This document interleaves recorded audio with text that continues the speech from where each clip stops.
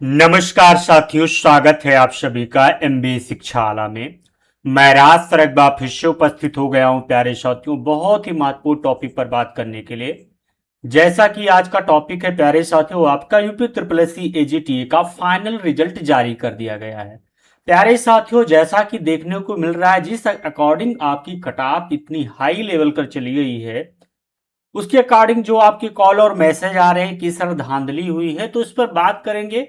धांधली हुई है कि नहीं हुई है, उसका हम सभी साथी सटीक विश्लेषण करेंगे। तो एक बार देखते हैं इस नोटिस को और आपकी कटाप को लेकर बात करते हैं।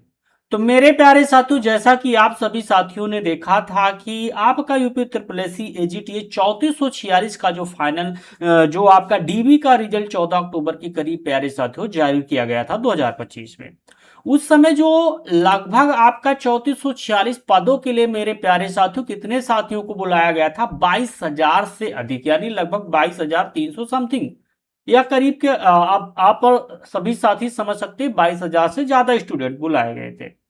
अच्छा, पेपर आपका मेरे प्यारे साथियों कब हुआ था? 13 जुलाई 2025 को।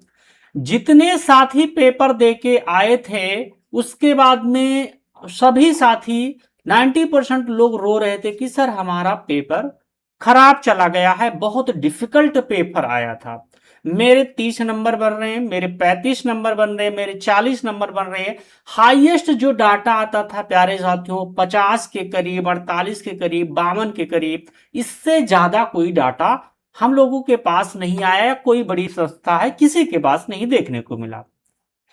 60 प्लस जो नंबर होते थे, मतलब अगर जिसके पास रजिस्टर्ड स्टूडेंट हैं, अगर 1000 स्टूडेंट हैं, उसमें से दो चार आपको देखने को मिलते थे कि 60 प्लस जो अभ्यर्थी हैं उनके जो है 60 प्लस नंबर हैं, 60 नंबर, 61 नंबर, 59 नंबर, 62 नंबर। लेकिन देखने को ऐसा मिल रहा है मेरे प्यारे साथियों कि जो आपका कटाप चली गई है वो 56 क्रॉस कर गई है, यानी 56 प्यारे साथियों 5 के करीब आपका देख रहे हैं 50 कटाप चली गई है अरिजर्व कैटेगरी की। वही अनुसूचित जाति देखने को मिल रहा है 48.75 चली गई है, अनुसूचित जनजाति का 13.50, अन्य पिछड़ा वर्ग का 55.25 और आर्थिक रूप से कमजोर यानी ईडब्ल्यूएस वर्ग के लिए 51 नंबर। वही मेरे प्यारे साथियों स्वतंत्रता संग्राम सेनानी, जैसा कि सभी को पहले पता था ये कटाव बहुत कम जाएगी, same 8.25, H L B 29.25, H 18.00। वहीं अगर देखा जाए ओ एल आपका L C D W A B 44.75। महिला का समझ लीजिए कितनी कटाव चली गई है? 41.75। भूतपूर्व सैनिक का 21.50। प्यारे साथियों, जो महिलाएं होती थी, जो लड़कियां होती थी, देखने को नहीं मिलता था, यानी कहीं बहुत, यानी कई मतलब बहुत ही कम, अगर जिसके पास रजिस्टर्ड 1500 स्टूडेंट होते थे तो उनमें से 150 देखने को मिल जाती थी। इनकी मतलब बहुत ही कम संख्या होती थी महिलाओं की, और जिनके नंबर देखने को मिल रहे थे कि बहुत कम देखने को मिल रहे थे। लेकिन आखिरकार इतना कटाव कैसे चली गई? अगर आयोग ने धांधली नहीं किया, जैसा आप सभी साथी बोल रहे हैं, अगर आयोग ने धांधली नहीं किया है तो क्या जरूरत थी कि 22,000 लगभग स्टूडेंट को बुलाने की? कटाव इतना कम, यानी डीबी के लिए 28 आपका 25 रखने के लिए।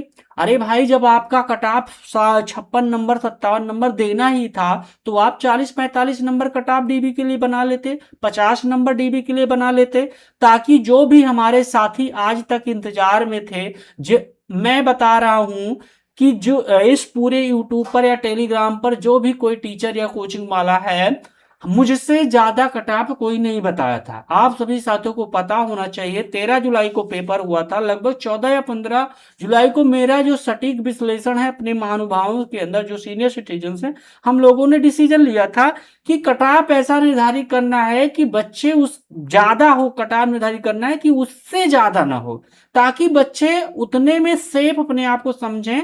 और कभी कभी ऐसा होता है हम कटाप कम बता देते हैं, बच्चे पढ़ते नहीं है, निधड़क हो जाते हैं और कहीं ना कहीं उनके साथ खिलवाड़ हो जाता है।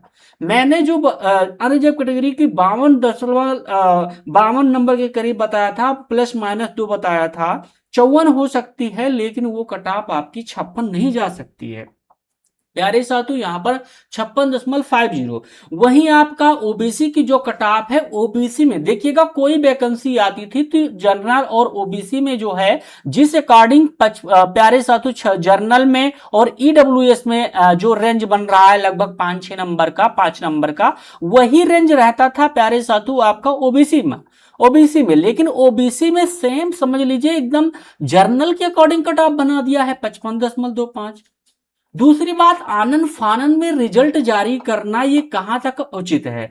ओ यानी एससी स्टूडेंट का समझ लीजिए 48.75 देखने को नहीं मिलते थे। एससी स्टूडेंट के कितने स्टूडेंट कहां से भाई ये आयोग ने भर लिया है। सीएसए जैसी बड़ी बड़ी संस्थाएं हमारी यूनिवर्सिटियां हैं, जो वहां के हॉस्टल्स हैं वो शून्य पड़े हुए हैं कि वहां के बच्चे के जो बहुत कम नंबर थे उनका सिलेक्शन नहीं हुआ। तो आखिरकार ये 3446 स्टूडेंट कहां से भर दिए गए?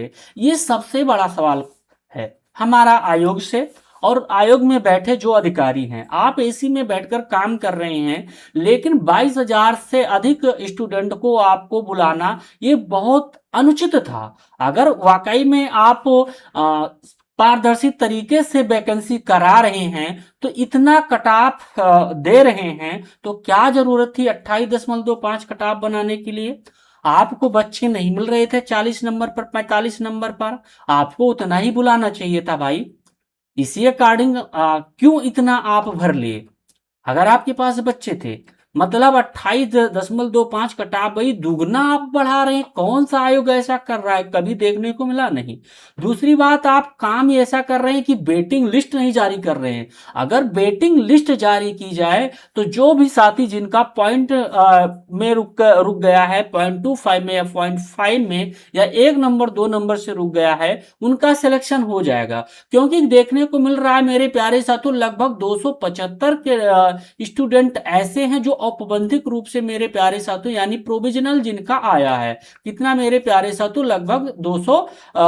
अवगत कराना है कि यहाँ पर आपके मेरे प्यारे साथियों देखने के मिल रहा है कि सूच्य है कि आयोग द्वारा प्रश्नगत चयन परिणाम में 269 अभ्यर्थियों का औपबंधिक रूप से सम्मिलित किया गया है। ये 269 अभ्यर्थी कहां से आए जिनका डाटा ही नहीं सही है? आप समझ सकते हैं, बहुत सोचने वाली विषय है। तो आयोग से हमारा निवेदन है और आप सभी कृषि छात्रों से निवेदन है मेरे प्यारे साथियों, जो कूट कूट के यानी गाली भर रहे थे कमेंट में कि सर आप कहाँ का विश्लेषण करते हैं, आप कैसा विश्लेषण करते हैं जो इतना कट ऑफ लेकर जा रही हैं? क्या आप अब शून्य रह गए हैं? आपके अंदर वो जोन और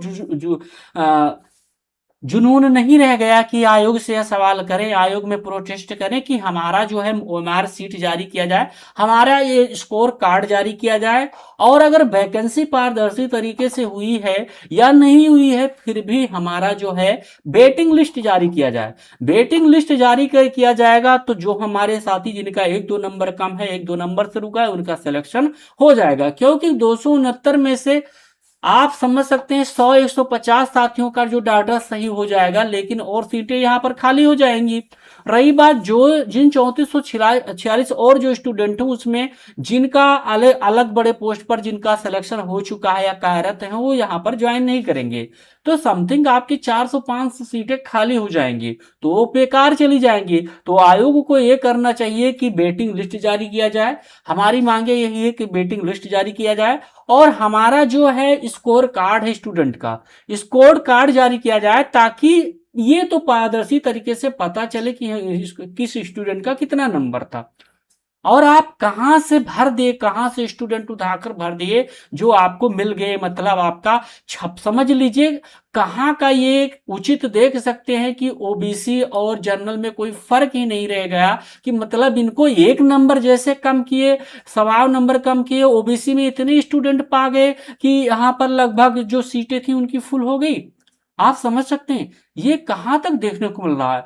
मतलब सबसे ज्यादा यहां पर ओबीसी और एससी के लिए जो चीजें बनाई गई हैं, क्या क्राइटेरिया है। तो आप सभी साथियों को कहीं ना कहीं ये हुंकार भरना होगा और अपने न्याय के लिए लड़ना होगा साथियों, अन्यथा फिर एक बार आपके साथ 2759 वैकेंसी लगी हुई है वहां पर होगा, वहां पर भी यही अधांधली होगी। बशर्ते मैं यही कहूंगा, जिनका नहीं हुआ है बिल्कुल चिंतित नहीं होना है, बस हमें सभी साथियों को एक तथ्य के साथ लड़ना है, एक होश और हवास से लड़ना है कि वो सरकार है जो आपको, अगर आप सही का साथ देंगे तो आपको ही दबा दिया जाएगा। तो इसीलिए आपका क्या विचार है, आप सभी साथी जरूर बताइएगा कमेंट बॉक्स में। बाकी क्या ही कह सकते हैं, जिनका हुआ है उनको अग्रिम शुभकामनाएं, जिनका नहीं हुआ है प्यारे साथियों वो धैर्य के साथ काम लें। एक ही वैकेंसी आपके लाइफ को नहीं डिसाइड कर सकती है। नेक्स्ट वैकेंसी लगी है उसमें अच्छे से लग जाइए। थैंक यू साथियों, जय हिंद एवरीवन।